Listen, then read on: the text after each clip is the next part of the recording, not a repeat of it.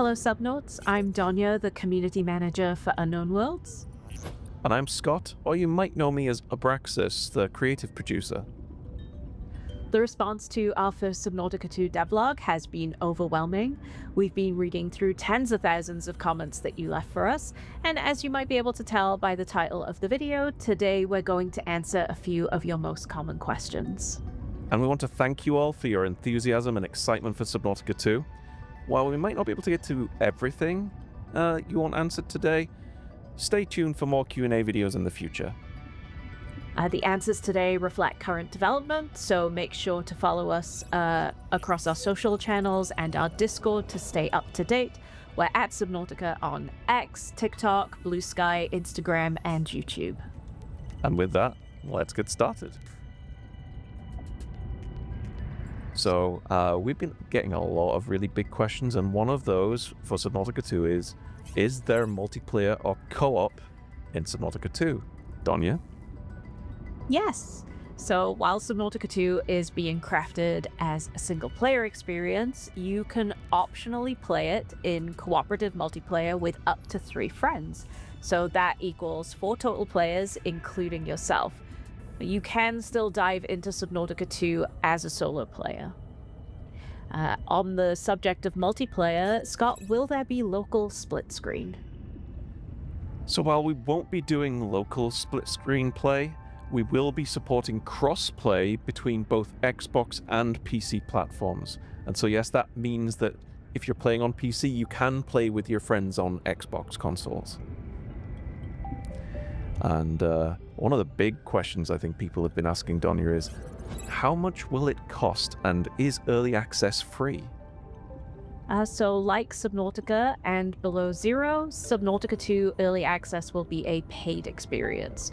If you are an Xbox Game Pass subscriber, Early Access will be available on day 1. As for how much it will cost, we will be announcing that at a later date, but please keep in mind that our Early Access price will be lower than it will be at full release.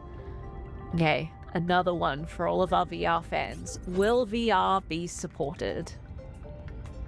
You know, while we're big fans of VR, and I have loads of headsets myself, we're not currently working on VR support, but who knows what could happen in the future. I think one of the questions we've got from players as well is, where's the setting? Is it still set on planet 4546b like the original games? What do you think, Dom? No. So Subnautica 2 is actually set on a brand new world with all new mysteries, creatures, and experiences. So while you won't find the same things that you found in Subnautica or Below Zero, you will have some of your favorite tools, but improved. Okay, here's another big one. Will it support mods? Like with VR support, right now, our focus and efforts are on making Subnautica 2 the best possible game and experience it can be for our players. Our studio was formed from a Half-Life mod called Natural Selection, so whilst we appreciate and respect all of the work our modding community do, official modding support during early access isn't something we're planning for. But we are excited to see what the modding community come up with during that time anyway. So moving on from questions, let's move to features people have been requesting, such as co-op with proximity voice chat, Donya? So proximity chat for co-op is a request that we've been hearing a lot across all of our channels. This is something that we'll need to take our time investigating. But while we're digging into that, we're sure that you'll be able to enjoy voice chat via Discord and other platform-based options at launch. Okay. Things that people want to know as well, map size and depth compared to the previous 2 games.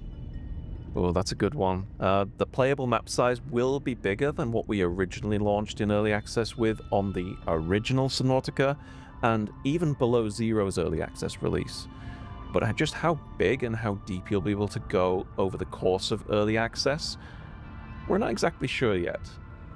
The entire world is being handcrafted by a talented team of world designers and environment artists, and they're pouring everything into the world right now.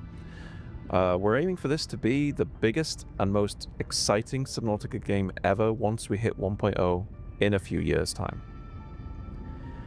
And how would you navigate that world? Well, with vehicles. And we've had a lot of people reach out about the Cyclops and Seamoth and even the Sea Truck from Below Zero. What do you think, Donya? Are they going to show up in Subnautica too? So we know how beloved and iconic the Cyclops and Seamoth are. We've heard and read all about your love and appreciation for them, and we love and appreciate them too. But while they won't be returning for Subnautica 2, we're working on new vehicles that are designed in the same spirit, just more suited to the brand new environment they need to navigate. And though a big sub won't be ready for the start of early access, know that the team is hard at work behind the scenes crafting one. Speaking of crafting bases and base building specifically, what is that going to be like in Subnautica 2? Yeah, we all know you love base building. You may have caught a tiny glimpse of some of that during our first early access vlog, and we've been working on making base building better with more customization than ever before. You'll be able to make bases with shapes and in ways that you've always wanted, whilst keeping the same beautiful Subnautica aesthetic. We can't wait to see what awesome bases you're all going to create. And create you will. But what about character customization? What do you think, Donya? Are we going to have character customization? So at early access launch, you'll be able to select from a handful of pre-designed characters, but we do know how important it is, especially with multiplayer, to have some freedom to express yourself as your character. And while that won't be something that we'll be introducing early on in the early access journey, it is something that we're keeping in mind.